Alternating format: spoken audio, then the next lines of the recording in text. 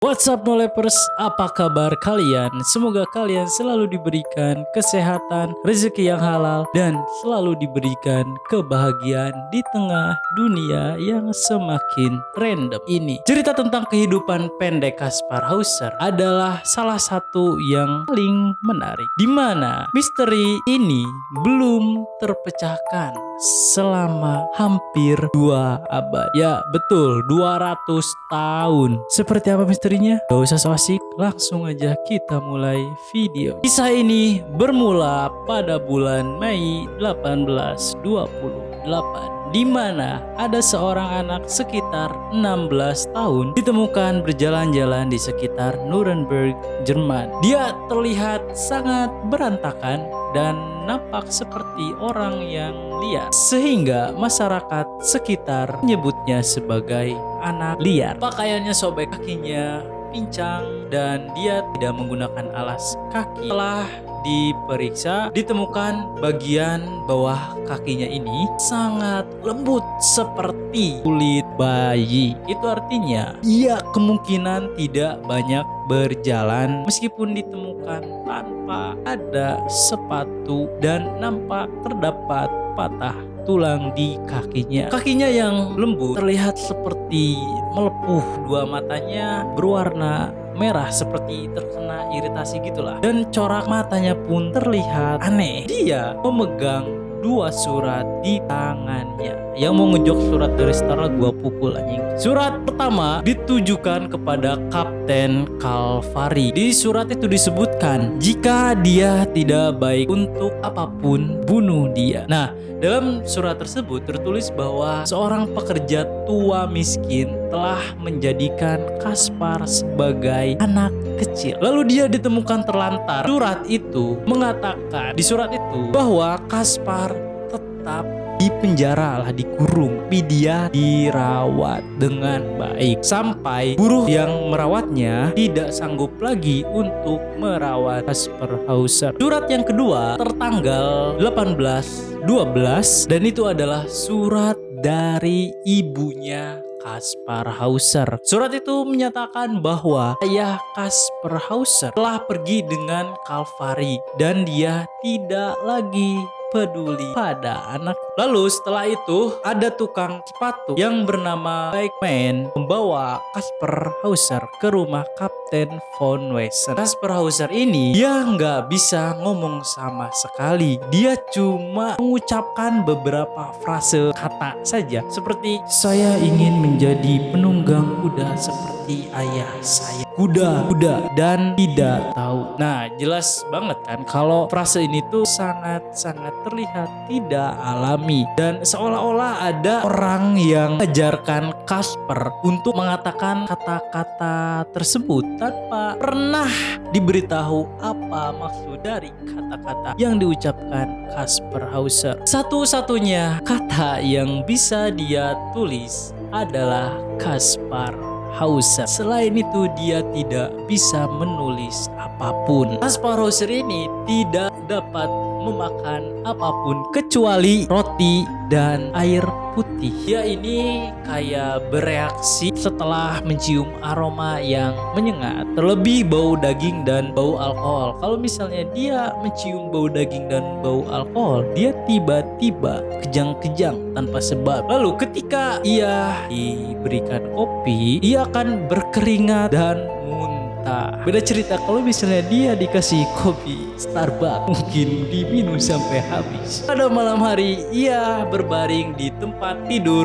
yang terbuat dari jerami. Pada siang harinya ia duduk di lantai. Ketika ia sedang bercermin dan ngaca gitu ya, ia melihat ke belakang seolah-olah sedang mencari orang yang terlihat di cermin. Padahal kalau orang normal pasti tahu kalau yang di cermin itu dirinya sendiri. Random banget emang hidupnya si Kaspar Hauser ini, bro. Kaspar belajar bagaimana dia berbicara dan bagaimana ia menulis dalam waktu yang relatif singkat. Akhirnya bisa menceritakan kisah hidupnya seperti contohnya saat sebelum ia berada di Nuremberg. Dia mengatakan bahwa dia dikurung di penjara yang sangat kecil yang hanya berukuran panjangnya 2 meter, lebar 1 meter dan tingginya hanya 1,5 meter. Coba bayangin seberapa kecil penjara itu. Dia diberikan beberapa buah mainan yang terbuat dari kayu. Mainan ada 2 kuda dan anjing. Gas dong. Oke, lanjut. Hauser mengatakan bahwa ia menemukan roti gandum dan air putih di samping tempat tidurnya setiap hari. Pada saat itu, air yang dia minum sangat rasa pahit. Dan setelah si Kaspar Hauser ini minum, dia akan tidur dan tidurnya pun lebih pulas dari biasanya. Hauser ini mengklaim bahwa manusia pertama yang pernah ia temui adalah seorang pria yang mengunjunginya tidak lama sebelum ia dibebaskan dari penjara. Anehnya nih, orang yang membebaskan Kaspar Hauser ini sangat berhati-hati agar wajahnya ini tidak kelihatan sama si Kaspar Hauser. Orang yang membebaskan Kaspar Hauser ini lalu mengajarkan dia untuk menulis namanya sendiri. Itulah bagaimana dia cuma bisa menulis namanya sendiri. Nah, setelah Kaspar Hauser ini belajar berdiri dan berjalan, Hauser dibawa ke Nuremberg dan orang itu diduga mengajarinya untuk mengatakan kalimat yang Kaspar Hauser sendiri pun tidak tahu artinya. Singkat cerita, Kaspar Hauser lalu dibawa ke rumah pengasuhnya dan cerita misteriusnya ini menjadi viral di Nuremberg pada saat itu. Dan tiba-tiba Kaspar Hauser ini mendadak menjadi selebritis dadakan. Ya, kalau di Indonesia kasusnya mungkin sama seperti yang kemarin yang Oda Digmang oleh, mungkin ya kurang lebih kasusnya sama seperti itu. Tapi ini 2 abad sebelumnya, sebelum ada media sosial ya. Nah, orang-orang di sekitar sana menulis buku, artikel dan apapun tentang Kaspar Hauser. Ya, pokoknya trending lah di sana, viral. Bahkan cerita Kaspar Hauser ini mulai menyebar dari mulut ke mulut. Lalu Kaspar Hauser memutuskan untuk memanfaatkan ketenarannya ini dengan menulis autobiografinya sendiri, menceritakan kisah hidupnya sebagai tawanan. Ya, agak-agak sedikit menggoreng rumornya sendiri lah, kurang lebih kayak gitu. Dan katanya dia menulis autobiografinya itu demi mendapatkan empati dari masyarakat sekitar. Dan orang-orang Nuremberg pun berspekulasi Kaspar bisa saja seorang pangeran yang dibuat. Mereka bertanya-tanya apakah ia adalah seorang penipu karena ceritanya itu terlihat dibuat-buat. Akhirnya rumor yang tersebar di kalangan masyarakat ini kebanyakan adalah rumor yang negatif. Suatu hari Kaspar ditemukan di ruang bawah tanah rumahnya dengan luka tusuk di wajahnya. Dia mengatakan ada seseorang yang berpenutup kepala telah berusaha membunuhnya dan mengatakan kepadanya ia akan mati di Nuremberg dan tidak akan pernah memiliki kesempatan untuk pergi. Bahkan lebih banyak rumor sejak upaya pembunuhan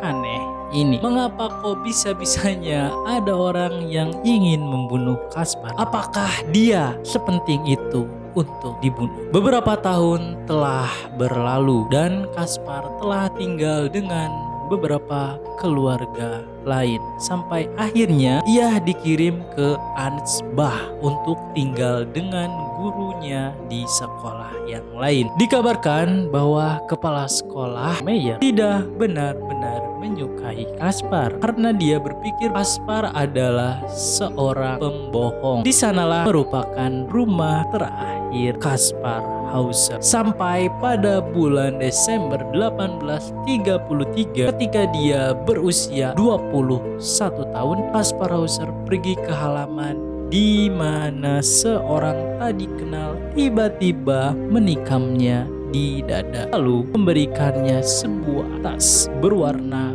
ungu. Ada sebuah catatan di tas tersebut yang ditulis dalam bahasa Jerman. Hauser akan dapat memberitahu Anda dengan tepat bagaimana saya melihat dan dari mana asal saya. Untuk menyelamatkan usaha Hauser, saya ingin memberitahu Anda sendiri dari mana saya datang. Saya berasal dari perbatasan Bavaria di sungai titik titik tidak disebutkan. Saya bahkan akan memberitahu Anda nama MLHAI. Lalu 3 hari kemudian Hauser meninggal. Penyelidik forensik pada saat itu mencurigai meskipun Hauser diduga ditikam oleh seseorang, dia sangat menginginkan tas itu untuk ditemukan. Tapi Kaspar Hauser ini tidak menanyakan apa yang ada di dalam tas tersebut. Tampaknya luka yang berada di dadanya mungkin saja disebabkan oleh infeksi yang ia sebabkan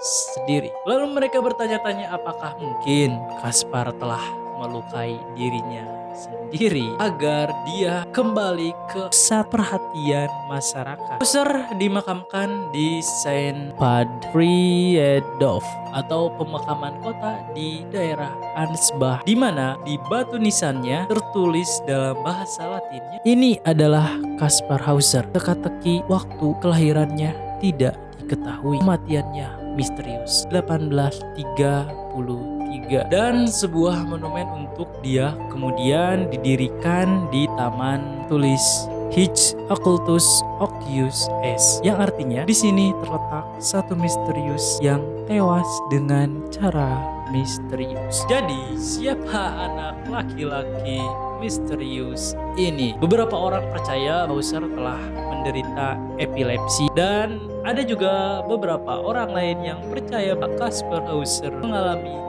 delusi yang mengakibatkan dia menjadi gila. Ada satu teori konspirasi yang menyatakan Kaspar Hauser sebenarnya adalah pewaris sah tahta dari sebuah kerajaan, lalu disembunyikan untuk beberapa alasan jahat. Itu membuktikan bagaimana banyaknya orang yang mencoba untuk membunuh Kaspar Hauser. Sebetulnya banyak pertanyaan-pertanyaan yang muncul. Dari mana ia berasal? Apakah benar ia seorang pangeran? Apakah ia bunuh diri? Sampai saat ini 200 tahun lebih, misteri Kaspar Hauser belum bisa terpecahkan. So, buat kalian yang punya teori-teori sendiri, coba tulis teori kalian di kolom komentar di bawah. Oke, segitu aja konten pada kesempatan kali ini. Semoga konten ini menambah wawasan kalian dan semoga menjadi hiburan di tengah kecemasan yang melanda dunia saat ini. Jangan lupa ibadah, stay humble, adios.